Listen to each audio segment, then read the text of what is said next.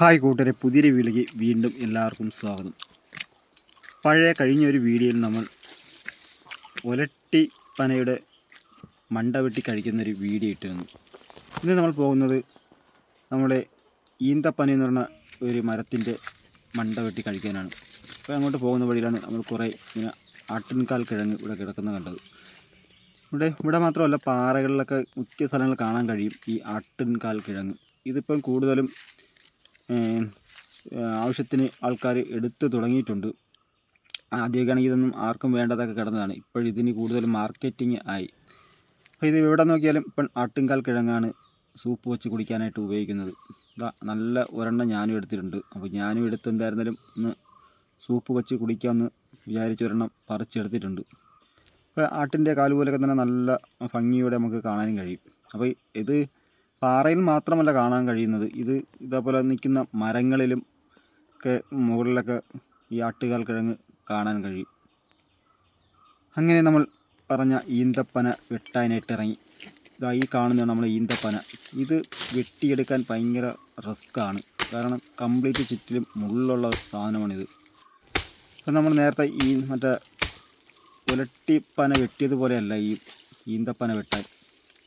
ഇത്തിരി റിസ്ക്കുള്ള സാധനമാണ് ഈ ഈന്തപ്പന.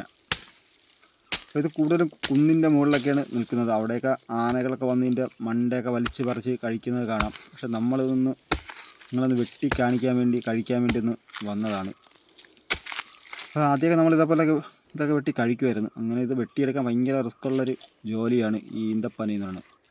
ഇപ്പോഴൊന്നും ആരും വെട്ടി കഴിക്കാറില്ല. കാരണം ഇത് സമയം ആർക്കും ഇപ്പം കിട്ടാറുമില്ല. അതുമല്ല, എവിടെ ഇറങ്ങിയാലും 4 സൈഡും ആനയുമാണ്.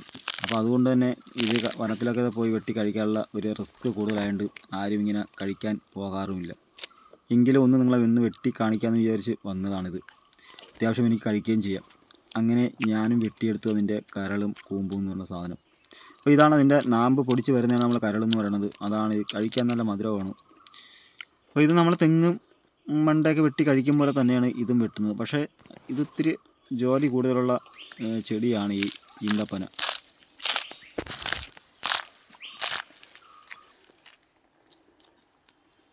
ഇതിൻ്റെ പഴത്തിന് പ്രത്യേക ഒരു ടേസ്റ്റാണ്. നല്ല അടിപൊളി കളറും നല്ല മധുരവുമായിരിക്കും. ചെറിയൊരു കറുത്ത രീതിയിലുള്ള പഴമാണ്. കാരണം നമ്മൾ കടയിൽ നിന്ന് വാങ്ങുന്ന ഈന്തയുടെ സെയിം തന്നെ ആയിരിക്കും. പക്ഷേ ഇത് ഏറ്റവും ചെറുതായതുകൊണ്ട് ചെറിയ പഴങ്ങളായിരിക്കും ഇതിൻ്റെ പഴങ്ങൾ.